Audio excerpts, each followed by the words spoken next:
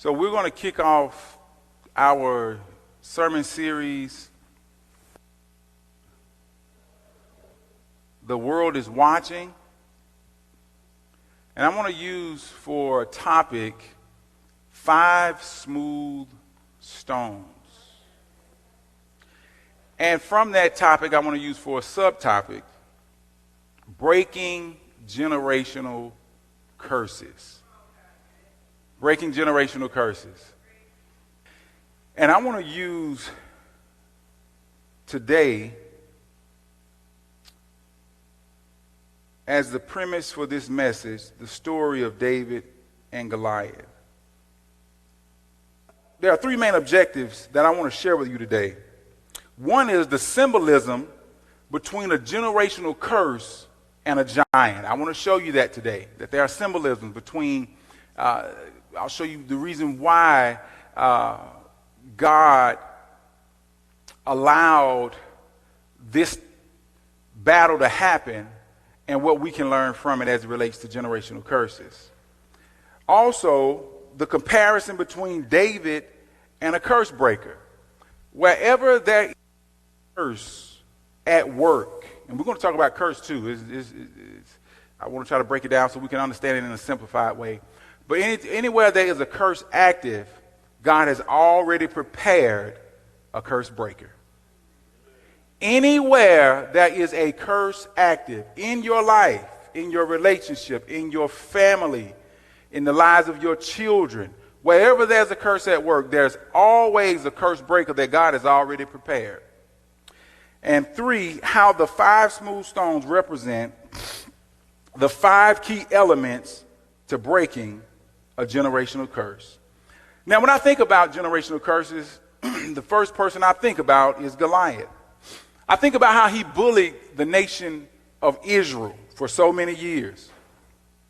And you too may be up against a generational curse that has been active in your life or in your family for a lot of years. But it's usually pretty easy to identify generational curse because it is something that shows up in every generation. That's how you identify it. You try to figure out, well, I'm dealing with this. And then when you think, you say, my mom dealt with this. And you say, well, my mom's mom dealt with this. Or your father dealt with it, or his father dealt with it. Along the way, there's been a reoccurring cycle of this thing that keeps showing up in your life or in your family. It could be addictions. It could be sickness and disease. It could be poverty and debt. It could be abuse and violence. It could even be unhealthy relationships that just keep showing up back to back, reoccurring. The same thing, but in a different generation. And so if we look at the characteristics of both Goliath and generational curses, we'll notice some very obvious similarities. And the first thing I want you to notice, or I want to bring your attention to about Goliath, he was arrogant and cocky. I'm going to show you from the scriptures when we get into it. Goliath, he was arrogant, he was cocky because of his size. He knew that he was intimidating. He knew that he provoked fear in the hearts of men when he just showed up because of how large he was. And I want to tell you that the generational curse is the same way. It's arrogant. It's cocky. And it says to your family, you can't defeat me. It says to your family, how dare you think that you can get rid of me? It says, I'm going to be around for a while. I'm going to taunt you. I'm going to humiliate you. And I'm going to make it so difficult. And I'm going to be so present always that you're not going to be able to forget about it. And cocky. In 1 Samuel chapter 17, verse 8 through 10, that's what we'll draw our attention to first. In verse 8, it says, choose a man and send him out to fight me. This is Goliath talking. If he submit and serve you, but if I defeat him, you will submit and serve us. Then Goliath said, this day I defy the armies of Israel. Give me a man. He said, give me a man let us fight each other. And if you look at verse 16, we can also see that generational curses are persistent. 1 Samuel 17 and 16. For 40 days, the Philistine came forward. Every day for 40 days, he came forward and he stepped out. Every morning and every evening. You tell me that isn't arrogant and cocky. You tell me that isn't persistent. For 40 days, he steps out and he says, and he takes his stand and he says the same thing. Send me a man that thinks he can defeat me. 40 days. In the morning and at night. I'm going to set it up for you in a minute to show you why this was going on. But not only are they both arrogant and persistent, but there are a few other similarities. They are both big and intimidating. They prevent you from progressing. They inflict reoccurring trauma. And they are seemingly difficult to defeat. Now in 1 Samuel 17 verse 4, it says, and there went out a champion. Y'all stay with me. I'm going to jump around chapter 17 for a minute until we get to where we're going. But here in 1 Samuel chapter 17 verse 4, it says, and there went out a champion out of the camp of the Philistine. That's what Goliath was. He was a champion. His name was Goliath of Gath, whose height was 6 cubits and a span, almost 10 feet tall. Now understand this. Goliath was the Philistines' champion. And what happened was, every army had a champion. And in order, what they would do to prevent bloodshed and loss of life, they would send out their champion from their army, and whoever they were battling against would send out the champion from their army. Now understand that they were here for 40 days and for 40 nights, and Goliath is coming out every day and every morning and every evening saying, where is your champion? Does God not have a champion in the host of his army? And all of the soldiers were intimidated because the battle took place in a valley. And so on one side of the valley, you had the Philistine army, and on the other side of the valley, you had the Israelite army, God's army. And they're over here shaking in their boots because they're afraid of Goliath. And so he's coming out defying them because he's saying, here I am, big old Goliath, ready to take on whoever you guys have, body out to me. And you are God's people and you don't have a champion? And see, that's the same thing that the generational curse is saying to your family. Where is the champion in your family? Where's the one that will come out and fight me? Where's the one who thinks that he can stop me from flowing from generation to generation, because I'm going to keep on coming. I'm going to keep wrecking your life with addictions. I'm going to keep wrecking your life with divorce. Your grandmama couldn't stay married. Your mama couldn't stay married. Your great-great-great-great-grandmama couldn't stay married. He said, none of y'all ain't got no no college education, and I'm going to make sure that your family continues to be uneducated and illiterate. This is how the curse talks to you, because this is how Goliath was talking to God's people. And no one stepped up. I will go, I'll be the champion, I'll go and fight it. Because they were afraid to step up, to stand out. And I want to submit to you today that if you're going to break the generational curse in your family, you cannot be afraid. You cannot allow the enemy to defy God and the purpose and the plan that he has placed on your family's life. At some point, somebody's got to do something. So the generational curse is challenging your family the same way. And I'm asking you today, are you the champion? Are you that champion? Are you the one Or should your family look for someone else? See, God will always raise up a family member to break the curse and stop its reoccurring cycle. And usually, watch this, the member is the least expected, the least qualified, the least educated, the least likely person to break the curse, the underdog. But when you have been chosen by God to break your family's generational curse, they won't believe you at first. Yeah, when you say, I'm going to break this, I'm going to be the first to do this in my family, they're not going to believe you. See, in 1 Samuel 17:33, it says, Saul told David, you are not able.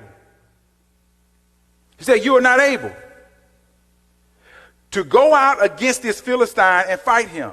You are only a young man, and he has been a warrior from his youth. And people will tell you the same things. But isn't it amazing how no one else wanted to fight Goliath, but when David did, they began to tell him who he wasn't, what he could not do. Instead of encouraging him and getting behind him, they all try to discourage him. Most people hear the word curse and they think of something demonic, evil, and wicked, like voodoo and hexes and that type of stuff. But a curse is simply the consequences of disobedience, neglect, and poor decisions. Oh, that'll preach right there. A curse simply is the consequence of disobedience, neglect, and poor decisions. If you tell your child, touch that stove, it's hot, and they go over and they try to touch it. Nope, it's hot.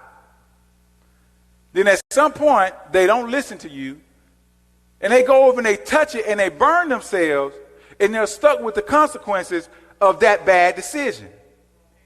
Because now their hand is burned.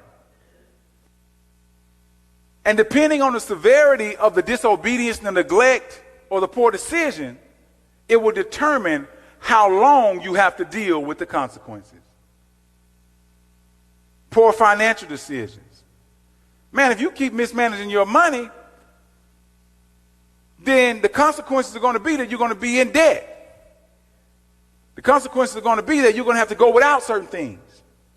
The consequences are that your children may have to go without. Unhealthy and toxic relationships, neglecting education, neglecting physical and mental health. Listen, if you keep eating the wrong things, the consequences are going to start working on you. Going to start whooping your behind. And you're trying to figure out where high blood pressure come from. Where does diabetes come from? It came from that donut. No, it came from that dozen of donuts. You said you were going to just eat one. But also, a generational curse is a result of some family members' disobedience, neglect, or poor decision making that allowed it to flow from generation to generation. And Goliath was the result of Israel's disobedience. Did you know that? Goliath grew into a giant because the Israelites didn't exterminate the tribe that he came out of, the Gathites. Remember when Joshua and them went into the land, he said, kill all the ites out of the land. But they let some live, who ended up being the Philistines. And as a result, one of the ladies in the Philistine camp out of the tribe of Gathites had a baby. And his name was Goliath. And he grew to become a giant. But if they had have obeyed God earlier and did what God said earlier, they would have prevented Goliath from ever coming into existence. I don't know who I'm preaching to. Because there have been some gatekeepers that have not been doing their job in your family. And they've allowed Goliath to slip through the cracks and gain access into your family. And now you're dealing with it and you don't even know why. you can't keep a good relationship. Because he snuck into your family somewhere. You don't know why you can't get ahead financially. Because he snuck in somewhere. Somebody in a previous generation was disobedient. Somebody in a generation, somebody in the previous generation made some poor. As a result, now you and your family have to deal with it until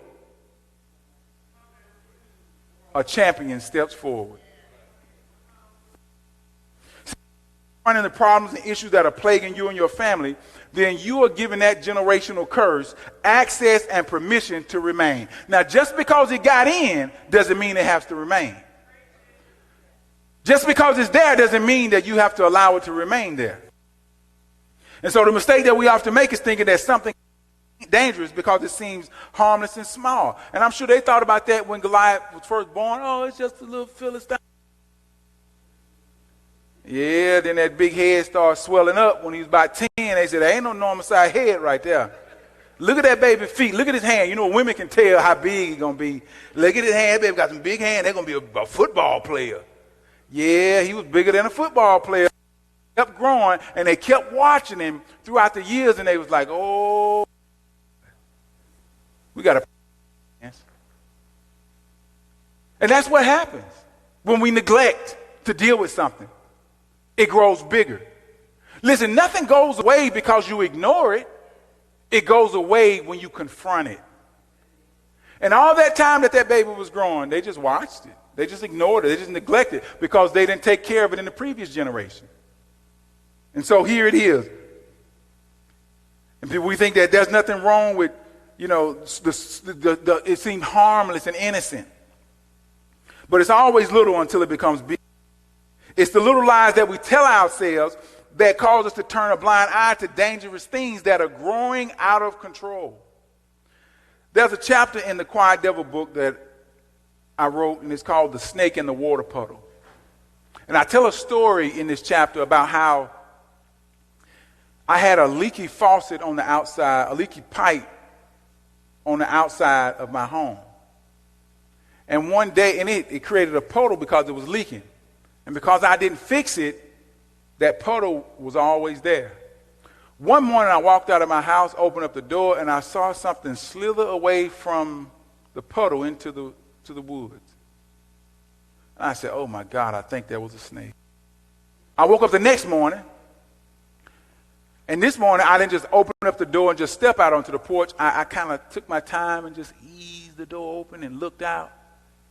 And wouldn't you know, there's a snake coiled up, relaxing, chilling in the puddle that I created. You said, well, you didn't create it. You didn't create the leak. Yeah, I didn't create the leak, but I allowed it to remain. And there's things in your life. It was just a leak. Just a leak in your life that you just keep allowing little things to get through. And when you create a place for the enemy to get comfortable, that's a dangerous, dangerous, dangerous thing. And so what I had to do, to just kill the snake, because if I killed the snake, another snake would come because the leak was still there. So I needed to fix the leaks in my life to stop the snakes from coming into my environment. And so I went to the hardware store. I got everything I needed. I came back. I fixed it. The puddle went away and the snake never returned.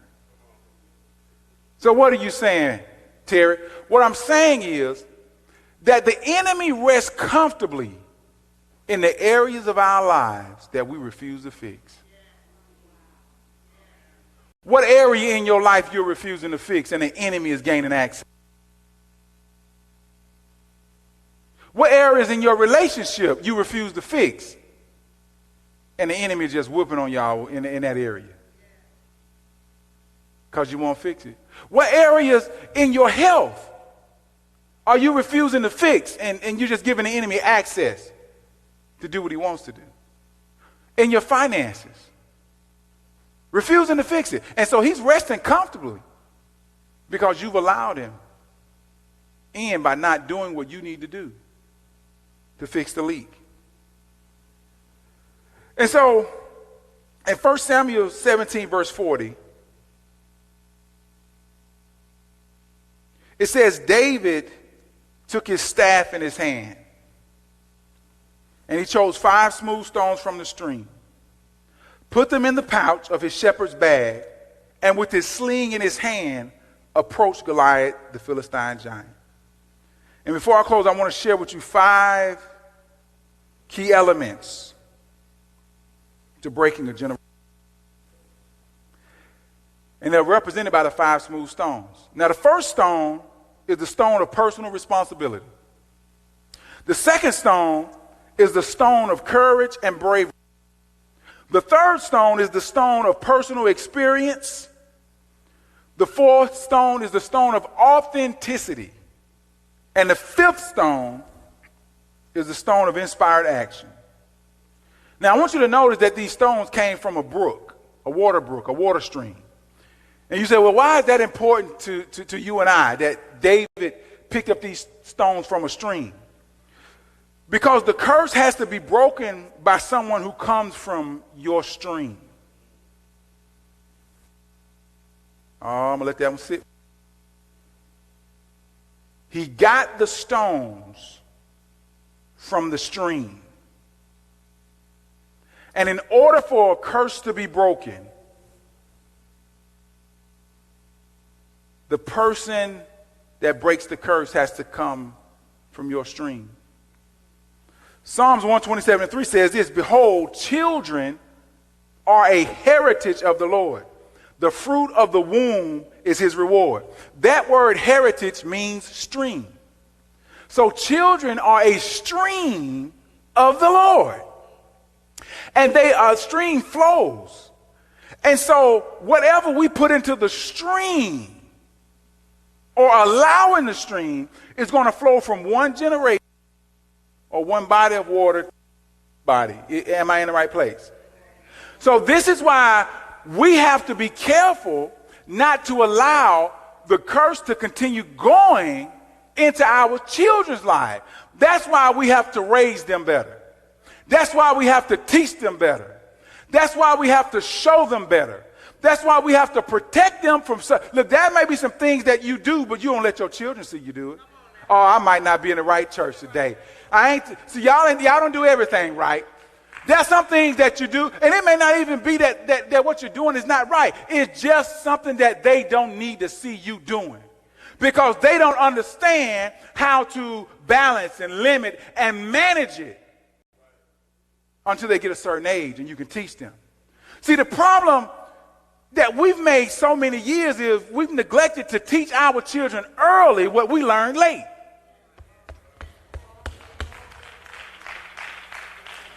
You learned the lesson, now teach it to your children. Then teach it to them early so that they can bypass the things they had to go through. Listen, the reason you went through it was for your children. There are certain things that I tell my children that, listen, there ain't going to be no drug dealing going on around here. I've already done that for us, and it didn't work out. Ain't nobody selling no drugs. I did. There's no criminal activity. You ain't breaking in nobody's house. You ain't taking nothing from nobody that they worked hard for, because I've already done that. And I spent time in jail for it. Cost me money. You know, they make you pay something called restitution. Yeah, you thought you got away. And if you don't pay that restitution, you're going back on probation. And when they put you on probation and you don't pay your probation fine, or if you don't show up to the probation appointments, you're going back to jail. So it ain't worth it. So I done been through all of that. So one thing about my children now, you can leave them in your house and ain't nothing going. I promise you that, because I've already been through it. So why would they go through what I've been through a second time? So we got to teach them early what we learned late. And so that stream is the children. of the Lord. And whatever we put into the stream, it flows from generation to generation. And that's how a generational curse gets passed on from one generation to the next, because we allow it. And then there's a quote I heard, man, this just blew my mind. What one generation tolerates, the next generation embraces. What one generation tolerates, the next generation will embrace. So that means it's getting stronger as it goes. So if they allowed it in a generation before you, and now you're dealing with it, and you allow it into the next generation, the grip of the stronghold is getting tighter. And that thing is growing bigger and bigger and bigger until it's standing 10 feet tall like a Goliath. And you're looking at it like, how in the world did I allow it to get this bad? And there are some things that you may be dealing with right now in your life that are not the result of just your actions. But if you look back and you down the generation, you'll see that this thing has been building up before it got to you. And you wonder why it's so hard to get ahead financially. Because your folk weren't doing nothing with their money. You know, a wise man told me that the definition of debt is spending all of the money in one generation. That's what debt is. Come on, you got to have something to pass along to the next generation. Otherwise, how would they be able to get ahead? They're starting at the same point you started at if you don't leave them with something. So we've got to work twice as hard to leave something behind. And listen, it's not enough just to leave it behind. You've got to teach them what to do with it. Because, man, you can work your whole life and you can have a couple of houses and some land and some stuff you're trying to leave, and that first thing they talking about is, when I get out, I'm selling it. See, that's why you got to put it into a trust. You got to have a will. You get a certain age. It's only certain things you can do with it. Make it heir property so that they can't just sell it, when they want to. You know what I'm saying? You got to put stipulations on it, but you got to teach them also. The first stone of personal responsibility. David took personal responsibility for killing the giant. 1 Samuel 17, verse 23, as he was them, Goliath, the Philistine champion from Gath, stepped out from his lines and shouted his usual defiance, and David heard it. Personal responsibility. David heard it. David heard it. And immediately, he took action. See, remember I was telling you about how he came out for 40 days and twice a day, defying them, saying, "Where's your champion?" David wasn't around. See, sometimes the right person has to come around and hear it. See, some people are intimidated when they hear the challenge. But some people are ready when they hear it. And see, if you're going to be the champion that breaks the generational curse, when you say, what? What happened now? And see, we ain't talking about it. We're going to be about it. We ain't talking about it. We're going to be about it. See, I always look for the doers, not the talkers. Because the talkers will waste your time. He said, we can't let this slide. And so he took personal responsibility once he heard it. And verse 24 says, whenever the Israelites saw the man, they all fled from him in great fear. While everyone else was afraid to fight Goliath and running from him, David was ready to run to him. See, David embraced personal responsibility. He took ownership. He recognized that he had the power to create change.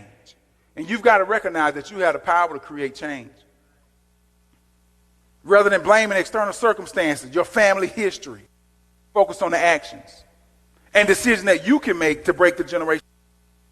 So by embracing personal responsibility, it empowers you to take charge of your own destiny and create the legacy for yourself and for future generations. The stone of courage and bravery. David wasn't afraid to put his life at risk for the benefit of others. And that's exactly what you do. When you take up the challenge to be the champion to break the generational curse. Because you're not doing it just for yourself. You're doing it for your family and for generations coming after your family. He wasn't afraid. But here's the rub. Having courage does not mean you don't have fear. It means you don't allow fear to stop you. Many of us won't be where we're at in life if we didn't do it. We were fearful. But no, we did it in spite of. Even though we were afraid, we still did it.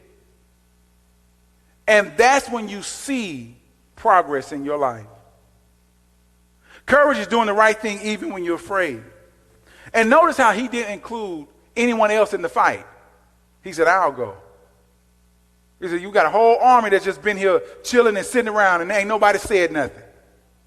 He said, I'll go. I'll take personal responsibility.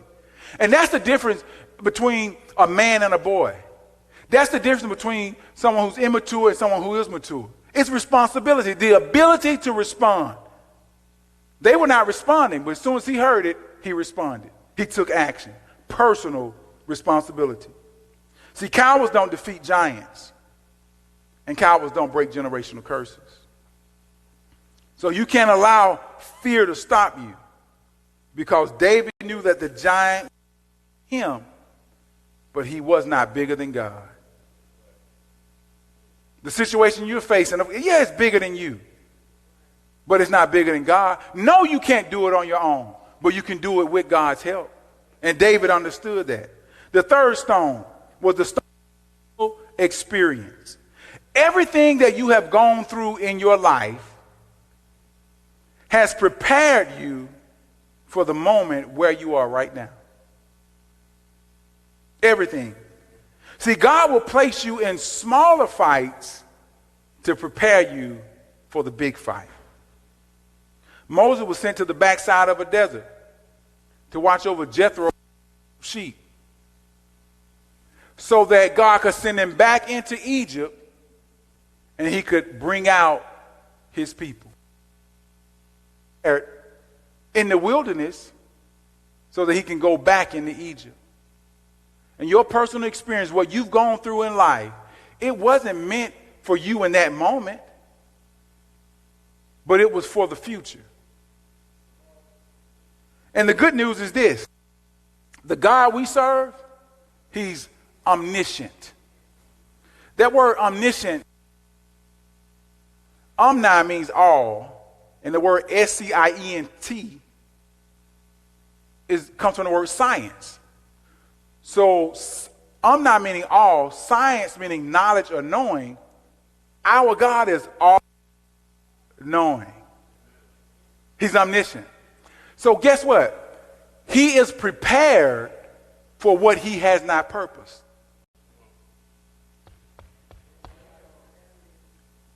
He didn't purpose for Goliath to become a giant. Because if they would have obeyed him, remember, Goliath would never be in existence. But God was already prepared because he's all-knowing, omniscient, so he knew that they would disobey, and he said, I better go ahead and David. See, God knew that there were certain things that were going to come into your family's lineage, that stream. He knew it was coming, and he prepared you for it. And everything that you have gone through, I don't care what it is, the heartache, the heartbreak, the letdowns, life that has caused you to grow stronger, it was so that you can stand up to this generational curse of a giant that's been running rampant through your family, so that you can cut his head off and you can defeat it and you can break it and stop it from reoccurring in the lives of those who are coming after you. And David understood this through his personal experience. 1 Samuel 17:34 and 35 said, but David said to Saul, your servant has been keeping his father's sheep, and a bear came and carried off a sheep from the flock. He said, I went and got it back. He said, when a lion and a bear, remember, this is why David ran the battle, ran to the fight, because he had already dealt with a lion and a bear. And he said, I went after it, struck it, and rescued the sheep from his mouth. When it turned on me, I seized it by its hair, struck it, and killed it. Never forget what God has already done for you. Never forget what he's already brought you through. Never forget the sickness that you've defeated. Never forget the things that God has delivered you from. Never forget how you thought that you were down and you were out, but God brought you up. And so the challenges you've overcome, the expectations you've defied, is that you've defeated. All of them were for this moment. And David knew he could defeat Goliath because he remembered how God helped him defeat the lion and the bear. The fourth stone, we're almost done, the stone of authenticity. You've got to embrace your authenticity and your individuality. You got to break free expectations, your authentic self. Well, what do you mean by that? Look at 1 Samuel 17, 38 and 39. Then Saul dressed David in his own tunic, put his coat of armor on David, bronze helmet on David's head. Don't allow people to put their way of doing things on you. Because you know in reality what Saul was saying? Well, if I was, I'd do it this way. Me. And you are not doing it. If you were going to fight Goliath, then you can wear, you could do, but I'm going to fight him. And if I'm going to defeat him, I got to do it my way. I got to work with what God has given me. Because your stuff will slow me down. I can't move in your stuff the way I need to move. I'm restricted. If I do it but my way, I'm comfortable because I knew what it took to defeat the lion. I knew what to defeat the bear. And so you've got to be your authentic self. 38 says, then Saul dressed David. 39 says, David fastened on his sword over the tunic, tried to walk around because he was not used to them. He said, I win these. He said to Saul, because I am not used to them. So he took them off. When other people try to put their way on you, you got to take it off.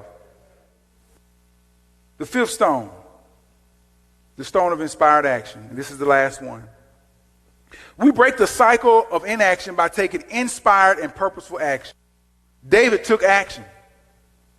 Because to do nothing is to allow things to remain as they are. Remember, they killed Goliath. If they killed Goliath's predecessors early on like God, they wouldn't have had to deal with it. 1 Samuel 17, 48 through 51.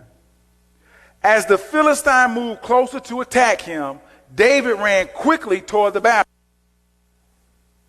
to meet Goliath. Everybody running away, he's running too. See, David wasn't a soldier like everyone else. He was a warrior. Because soldiers wait for the battle to come, but warriors run to the battle. Verse 49 said, reaching into his bag and taking out a stone, he slung it and struck the Philistine on the forehead. Stone sank into his forehead and he fell face down on the ground. So David triumphed over the Philistine with a sling and a stone, without a sword in his hand. And he struck down the Philistine and killed him. I don't think that it was itself or the stone itself that David slung that created the impact to kill Goliath. I think that it was God who got behind the stone. It exactly where it needed to go and put the power and the force behind it that it needed to kill it. So what am I saying? I'm saying that simply because David was not afraid, he was courageous, he stood up, God got behind the action that David took and he took it to another level. See, you just got to give God something to work with. You don't have to have it all figured out. You just got to show up and you just got to do something. You've got to do something to change the outcome. Saul had made a decree that whoever kills the giant, he will give them great wealth. He will give them his daughter to marry. And he would exempt them from taxes. But I also want to submit to you that David did not challenge Goliath because he was inspired or motivated by any of that stuff. He did it because he was upset that this giant really thought that he was greater than his God. But not to be inspired by material things. But I am saying this, that to the victor goes the spoils. Out of his faith and his relationship and his love of God, God gave him the riches and the honor to go along with it. And so not only did he receive the king's daughter, not only did he receive exemption from taxes, but everything that Goliath owned now belonged to David. He took out Goliath's sword and he cut off his head. It wasn't enough just to kill him with the stone. He had to remove his authority so that everyone who was watching could give God the glory and say, has no power and no more authority.